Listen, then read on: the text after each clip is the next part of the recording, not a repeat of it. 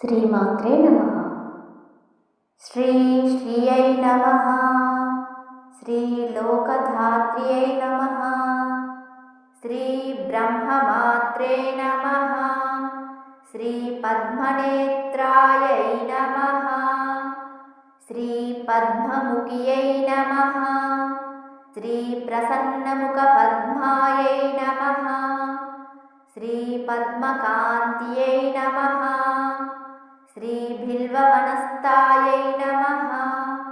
శ్రీ విష్ణుపత్న్యై నమః. శ్రీ విచిత్రక్షౌమధారిణ్యై నమః. శ్రీ పృథుశ్రోణ్యై నమః. శ్రీ పక్వబిల్వఫలాపీనతుంగస్తన్యై నమః. శ్రీ సురక్తపద్మపత్రాభకరపాదతలాయై నమః. శ్రీ శుభాయై నమః. శ్రీ సురత్నాంగదకేయూరకాంచీనూపురశోభితాయై నమః. శ్రీ యక్షకర్ధమసంలిప్తసర్వాంగాయై నమః. శ్రీ కటకోజ్వలాయై నమః.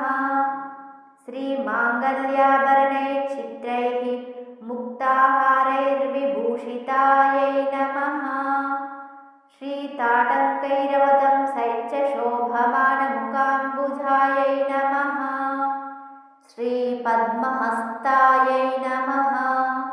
శ్రీ హరివల్లభాయై నమః. శ్రీ రుభ్యజుస్సామరూపాయై నమః. శ్రీ విద్యాయై నమః. శ్రీ అబ్ధిజాయై నమః. శ్రీమాత్రే నమః.